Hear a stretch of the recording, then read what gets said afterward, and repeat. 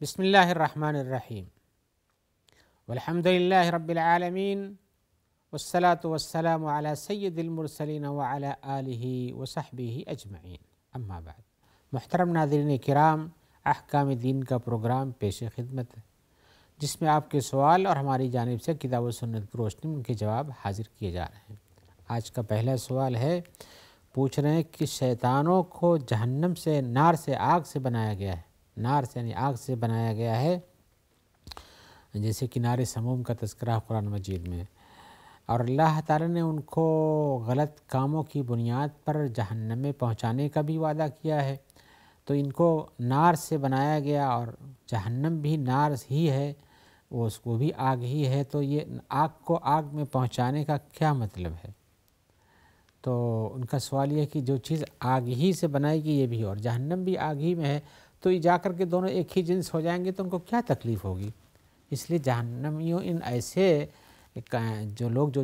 آگ سے پیدا کیے گئے، آگ میں نہیں کوئی اور عذاب ملنا چاہیے تھا، اور یہ اشکال ان کو پیدا ہوا اس لیے کہ انہوں نے دونوں کو برابر سمجھا ہے۔ لیکن ہم یہ اس کا جواب دیتے ہوئے بتانا چاہتے ہیں کہ جہنم کی آگ میں یا جہنم میں انسانوں کو بھی ڈالا جائے گا اور شیطانوں کو بھی ڈالا جائے گا، انسانوں کو بھی ڈالا جائے گا اور شیطانوں کو بھی ڈالا جائے گا۔ تو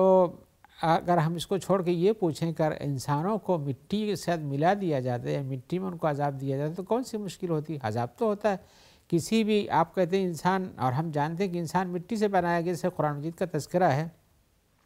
اور اس کو مٹی سے مارا جاتا ہے تو اس کو سخت چوٹ لگتی ہے، اس کو عذاب ہوتا ہے۔ اور اسی طرح سے یہ بھی سوچ لیجئے کہ مٹی ہی سے تو یہ جھاڑ اور پودے بھی نکلتے ہیں، اس کی لاٹھیاں بنتی ہیں، اس سے مارا جاتا ہے تو بہت عذاب ہوتا ہے۔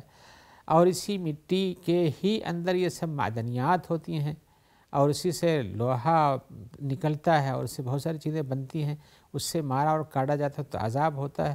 تو یہ نہیں سوچئے کہ آگ کی چیز کو آگ سے عذاب نہیں دیا جا سکتا ہے، اور نہ یہ سوچئے کہ مٹی کی چیز کو مٹی سے عذاب نہیں دیا جا سکتا ہے۔ آپ نے چونکہ تصور میں دونوں کو مساوی اور برابر سمجھا ہے، اس لیے یہ غلط فہمی ہو گئی ہے۔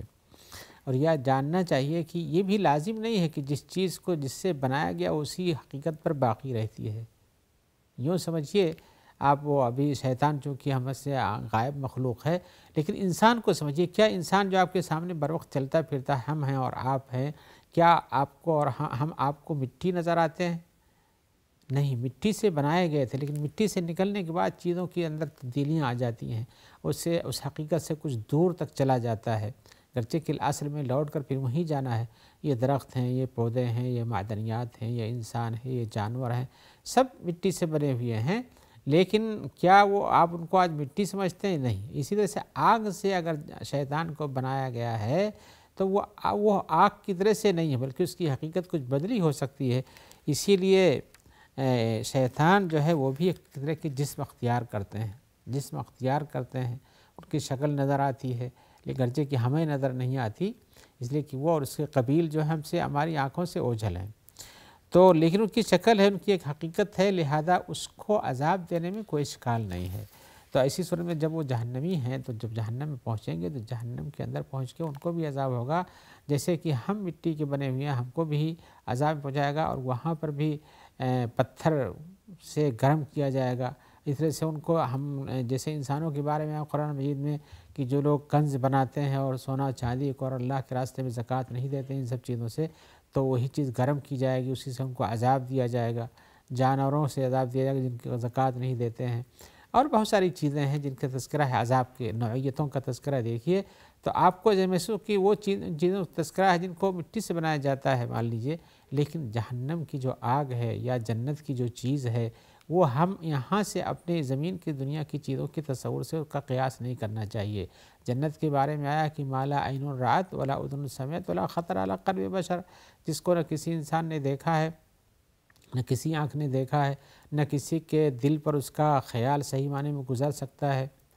اور نہ کسی نے اس کے بارے میں کچھ سنا ہے۔ ہاں، ہم کو اتنا ہی معلوم ہے جو قرآن و حدیث سے بیان کیا جاتا ہے، لیکن اس کی مثال ہم دنیا کی چیزوں سے نہیں دے سکتے، وہ الگ چیز ہے۔ برزخ کی مثال ہم نہیں دے پاتے، قیامت کی مثال نہیں دے سکتے ہیں، تو وہ چیزوں کی مثال کو دنیا پر قیاس کر کے کہنا یہ غلط ہے۔ لہذا ہم یہ جو آپ کا جو اعتراض یا اشتباہ ہے کہ یہ تو آگ کا بنا ہوا تو آگ میں جائے گا تو کیا تکلیف ہوگی، یا انسان مٹی کا بنا ہوا ہے، اگر مٹی کی چیز ہے تو مٹی سے جو ہے میں ڈھکیلنے سے کیا تکلیف ہوگی، ایسا کچھ نہیں، لیکن تکلیف کی وہ الگ نوعیت ہے وہاں پر،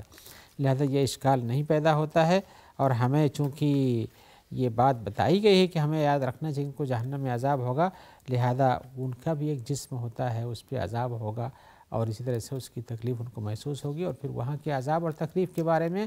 دنیا کے مسائل پر قیاس کر کے ہم کچھ نہیں کہہ سکتے۔ آئیے ایک الگ سوال کی طرف آتے ہیں۔ سوال میں پوچھ رہے ہیں، اور یہ ان کا ایک بڑا سا سوال ہے، وہ پوچھتے ہیں کہ ہمیں قضا اور قدر کے بارے میں تفصیل سے بتائیے، تفصیل سے بتائیے۔ تو قضا اور قدر کا مسئلہ یہ کچھ چھوٹا نہیں، حقیقتاً بہت بڑا ہے، اور اس میں تفصیل بھی لمبی ہوتی ہے، لیکن ہم وقت کے حساب سے گنجائش میں کی حد میں اسے بتانے کی کوشش کریں گے۔ اولاً تو یہ بات جان لیجئے کہ جب قضا اور قدر اکٹھا بولا جاتا ہے تو دونوں دو چیزیں ہوتی ہیں، اور جب قضا الگ کہتے ہیں اور قدر میں ایسے تھا تو یہ دونوں الگ چیزیں ہوتی ہیں، یعنی کبھی اکٹھا دونوں ایک ہی معنی دیتے ہیں اور کبھی دونوں الگ الگ معنی دیتے ہیں۔ تو جیسے کیسے ہم کہتے ہیں کہ اسلام اور ایمان کے بارے میں قرآن مجید میں آپ پڑھیں گے یا حدیثوں میں تو کہیں کہیں مومن کی جو صفات ہیں وہ اسلام کی صفات بیان کی، مسلم کی بیان کی، جو مسلم کی صفات ہیں وہ مومن کی صفات بیان کی جاتی ہیں۔ تو یہ جب دونوں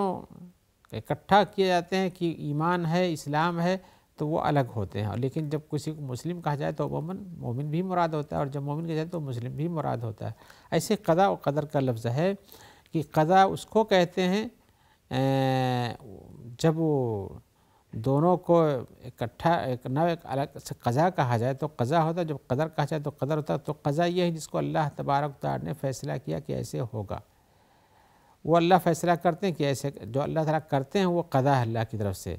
اور قدر یہ ہے جس کو اللہ تبارک و تعالی نے لوح محفوظ میں لوگوں کے لیے لکھ دیا ہے، یہ تقدیر ہے، یہ تقدیر ہے، یہ قدر ہے، اور قضا یہ اللہ کا فیصلہ ہے۔ لیکن کوئی بھی چیز اللہ کے فیصلے کے بغیر نہیں ہوتی ہے، تقدیر میں جو لکھی وہ بھی، اور جو تقدیر میں لکھی ہوتی ہے وہ اللہ کے فیصلے کی بنیاد پر، لہذا دونوں کو کبھی قضا و قدر میں ایسے تھا بولتے ہیں، اور کبھی کہتے ہیں کہ اللہ، جب ہم کہتے ہیں کہ اللہ نے فیصلہ کر دیا ہے تو وہ فیصلہ معلوم ہوتا ہے کہ اللہ نے اس چیز کا فیصلہ کیا، اس چیز کا فیصلہ کیا، اور اللہ تعالیٰ نے بہت سے فیصلہ کرتے ہیں ہم کو معلوم بھی نہیں، اور قدر میں یہ ہے کہ لوح محفوظ میں اسے لکھا ہوا ہے تو وہ چیز آتی ہے۔ اور ایسی صورت میں ہم ابھی دلیل دیں گے کہ قضا اور قدر میں کیا سے فیصلہ فرق کیا جاتا ہے۔ تو قضا اور قدر کے بارے میں حقیقت یہ ہے کہ یہ دونوں مترادف نام ہیں آپس میں، یعنی جب الگ الگ کیے جاتے ہیں تو الگ الگ معنی ملتا ہے، اور جب دونوں اکٹھا بولا جائے تو دونوں آپس میں دونوں ایک ہی معنی پر بیان دلالت کرتے ہیں۔ اور قضا دو قسم کی ہوتی ہے، یہ قضا تو شرعی ہوتی ہے اور یہ قضا کونی ہوتی ہے۔ قضا شرعی اور کونی کا بیان ہم آپ کو بتاتے ہیں۔ قضا شرعی یہ ہے کہ اللہ تبارک و تعالی جس چیز کو پسند کرتے ہیں اور اس سے راضی ہوتے ہیں، اس کا فیصلہ کرتے ہیں، ایک قضا یہ ہے۔ اور دوسرا اللہ کا قضا یہ بھی ہے، اللہ کی طرف سے قضا یہ بھی ہے کہ اللہ تعالیٰ اس چیز کا فیصلہ تو کرتے ہیں لیکن اس کو خود پسند نہیں کرتے بندے کے لیے، وہ بھی ایک قضا ہے۔ پہلے کی دلیل ہم دیتے ہیں، اللہ تعالیٰ نے فرمایا ہے وَقَضَىٰ رَبُّكَ، اللہ نے فیصلہ کیا اللہ تعبدوا الا ایاہ، کہ صرف اس کی عبادت کرو، وبالوالدین احسانا، اور والدین کے ساتھ احسان کرو۔ اللہ نے اس کا فیصلہ کیا، قضا کیا ہے، اور اسی طرح سے اللہ تعالیٰ اس کو چاہتے بھی ہیں کہ اللہ کی بات کی جائے اور والدین کے ساتھ احسان کیا جائے۔ اور دوسری قضا یہ ہے کہ اللہ تعالیٰ کسی چیز کا قضا کرتے کو فیصلہ کرتے ہیں کہ یہ ہونا ہے تو وہ چیز ہوتی ہے، چاہے اللہ تعالیٰ اس کو پسند کرتے ہوں چاہے نہ پسند کرتے ہوں۔ اس کی مثال قرآن مجید سے یہ ہے وَقَضَيْنَا إِلَىٰ بَنِي إِسْرَائِيلَ فِي الْكِتَابِ لَتُفْسِدُنَّ فِي الْأَرْضِ مَرَّتَيْنِ وَلَتَعْلُنَّ عُلُوًّا كَبِيرًا، اور ہم نے کتاب میں یہ فیصلہ کیا ہے یعنی لوح محفوظ میں کہ تم لوگ زمین کے اندر 2 بار فساد کرو گے، اور تم لوگوں کو ایک بڑی اونچائی یا سربلندی مل جائے گی۔ تو یہ اللہ تعالیٰ نہیں چاہتے کہ بنی اسرائیل اپنے ان نافرمانیوں کے ساتھ کبھی آگے ہو جائیں، لیکن ان کے فیصلہ ہے اللہ کا تو ایسا ہوتا ہے۔ اور قدر پر ایمان لانا، قضا اور قدر پر ایمان لانا، یہ ایمان کے 6 رکن میں سے ایک رکن ہے، لہذا اس پر ایمان واجب ہے۔ رسول اللہ صلی اللہ علیہ وسلم کے سامنے وہ حدیث جو پیش کی گئی تھی جس کو حضرت جبریل نے آ کے پیش کیا تھا، اور ایک مسافر کی شکل میں آئے، انہوں نے پوچھا کہ اسلام کیا ہے، ایمان کیا ہے، بہت سارے سوالات کیے تھے۔ تو ان میں سے جو سوال تھا انہوں نے پوچھا تھا کہ مل ایمان، ایمان کیا چیز ہے؟ تو آپ نے کہا تؤمن باللہ، تم اللہ پر ایمان لاؤ، ملائکتہ، اس کے فرشتوں پر ایمان لاؤ،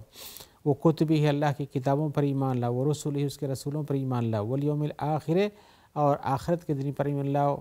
والقدر خیرہ و شرہ، اور خیر قدر کے بارے میں ایمان اور تقدیر کے بارے میں، اچھی بھی ہوتی ہے بری بھی ہوتی ہے۔ تو یہ 6 چیزوں پر ایمان لانا یہی ایمان کہا جاتا ہے۔ اگر ان میں سے ایمان چھوڑا تو ایمان اس کا نام مکمل رہ جاتا ہے۔ لہذا ایمان کا ایک جز ہے قضاء اور قدر پر ایمان لانا،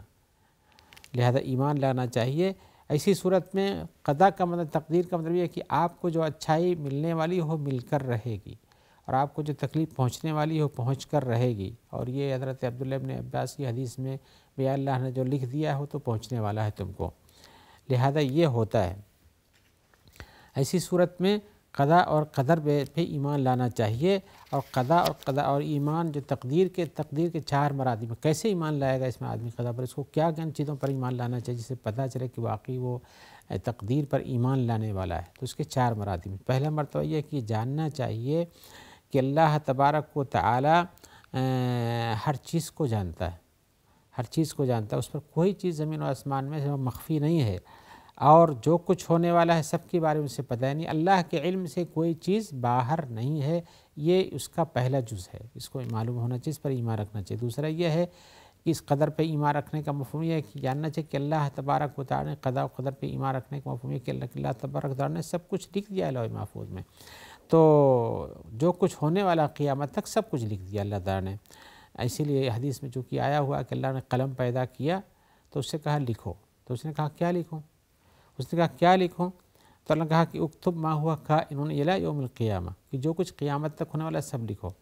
تو اسی وقت جو کچھ ہونے والا تھا قلم کے ذریعے اللہ نے لکھ دیا، اللہ کے حکم سے لکھ دیا گیا۔ اور قرآن مجید میں یہ آیا ہوا اللہ تعالیٰ فرمایا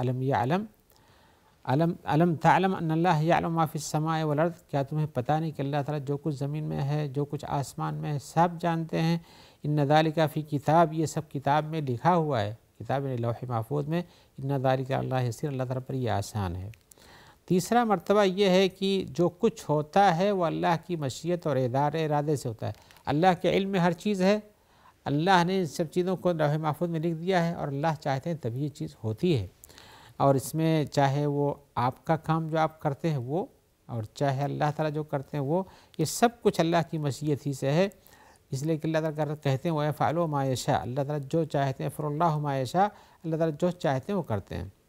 تو اللہ تعالیٰ کی مشیت ہوتی ہے تبھی کوئی کام ہوتا ہے، اللہ تعالیٰ جو چاہتے ہیں اپنی مشیت سے کرتے ہیں۔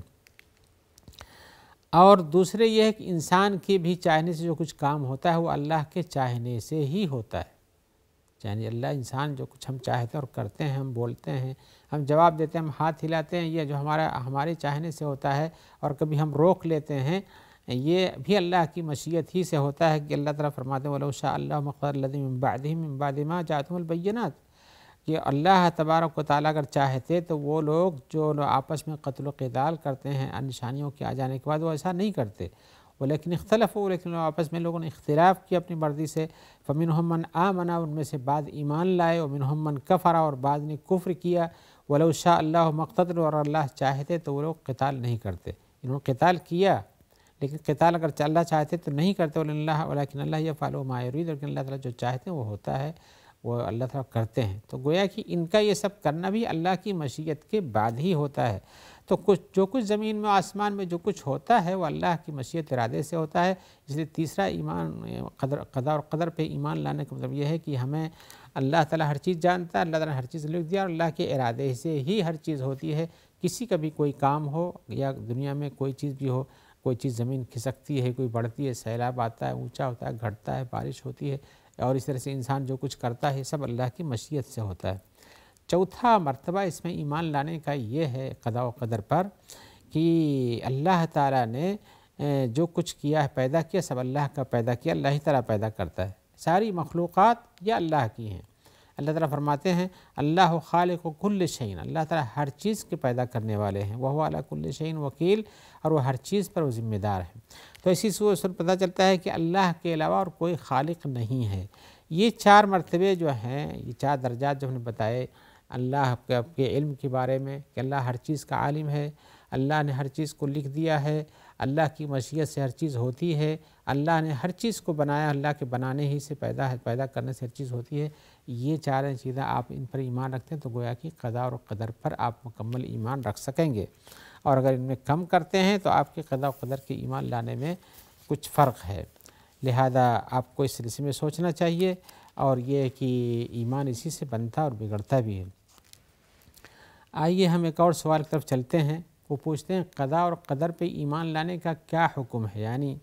ایمان واجب ہے یا کہ نہیں واجب ہے، یا کہ یہ اللہ پر ایمان لانے اور اس کی وحدانیت پر ایمان لانے کے درجے میں نہیں، وہ پوچھنا چاہتے ہیں، اور کس انداز سے ہوگا۔ ہم ابھی کچھ دیر پہلے ہی ایمان کی بات کر رہے تھے قضاء و قدر پر، بتانے تھے کہ قضاء اور قدر پر ایمان لانا واجب ہے، اور یہ چونکہ ایمان کے 6 جز میں سے ایک جز ہے، لہذا اس پر بھی ایمان لانا ضروری ہے۔ اور قضاء اور قدر میں جو ہم اس سے پہلے بتا چکے ہیں کہ اللہ تبارک و تعالی نے جن چیزوں کو پیدا کرنا تھا، جو کچھ ہونا تھا، سب کچھ اللہ نے قلم پیدا کرنے کے بعد اس کو لکھ دیا ہے، لہذا ہم اس چیز پر ایمان رکھیں اللہ تعالی نے ہر چیز کو مقدر کر دیا ہے، اور لوح محفوظ میں وہ چیز لکھی ہوئی ہے، اور ہم ان کے ساتھ جیسے کہ ان کی تفصیلی ایمان کیسے صحیح ہوتا ہے، جیسے ابھی ہم نے کچھ دیر پہلے بیان کیا کہ اس کے 4 درجات ہیں اللہ کے علم پر، کہ یہ سب چیز کو اس کا علم محیط ہے، اور اسی طرح سے کہ اللہ تبارک و تعالی نے ہر چیز کو لکھ دیا ہے، اور اللہ تعالیٰ ہر چیز کے جو کچھ ہوتا ہے اللہ کے ارادے اور مشیت سے ہوتا ہے، اور اللہ ہر چیز کا خالق ہے۔ ان مراتب پر ایمان رکھیں گے تب آپ کو قضاء اور قدر کے بارے میں پتہ چلے گا صحیح معنی میں۔ تو حقیقتاً انسان قضاء و قدر میں یہ مشیت جو ہے، انسان کا بھی سب کام اس میں شامل ہے، اور اسی لیے ہم یہ جانتے ہیں، سب کہتے ہیں کہ اللہ تعالیٰ جو چاہتے ہیں وہ ہوتا ہے، اور جو نہیں چاہتے وہ نہیں ہوتا ہے۔ عربی میں کہتے ہیں ما شاء اللہ کان وما لم یشاء لم یکن، عربی آپ لوگ بولتے ہیں اور ہم بھی اس کو بولتے ہیں، اور آپ بھی کہتے ہیں اللہ جو چاہے گا وہی ہوگا۔ تو یہی اللہ کے چاہنے کا ایمان، یہ تقدیر پہ ایمان لانے کا جز بنا ہوا ہے، لہذا انسان کو اس پر جز رکھنا چاہیے، اس پر ایمان رکھنا چاہیے کہ اللہ تعالیٰ کی تقدیر سے ہر چیز ہوتی ہے۔ البتہ لوگوں کے یہاں قضاء و قدر میں اختلاف ہے، کچھ لوگ کہتے ہیں کہ نہیں، وہ اللہ کی تقدیر سے نہیں ہے، اللہ مختار نہیں ہے، مجبور ہیں، اور یہ بہت سے اختلافات ہیں، یہ ہم کسی اور ملاقات میں آپ سے بیان کریں گے، جس کو لوگ بہت سے اشکال کے طور پر، پریشانی کے طور پر پیش کرتے ہیں کہ ہم اللہ نے فیصلہ کر دیا تو ہمارے کام سے کیا ہوگا، ہم تو مجبور ہیں، ہمیں آزاد نہیں، مختار نہیں۔ یہ تفصیلات ہم آپ کو آگے کسی موقع پر بتائیں گے تاکہ آپ کو اشکال نہ رہ جائے۔ اور اسی کے ساتھ آج ہم اس پروگرام کے آخر میں آپ سے امید کرتے ہیں کہ آپ کے سوالات آئیں گے، اور ہم اس طرح سے امید یہ بھی کرتے ہیں کہ اللہ تعالیٰ آپ کو خیر سے رکھے، اور جو لوگ آپ تک اس پروگرام کے پہنچانے میں مددگار ہیں اللہ تعالیٰ ان سب کو جزائے خیر عطا فرمائے، اور ہم سب کو خیریت سے رکھے۔ السلام علیکم ورحمۃ اللہ وبرکاتہ۔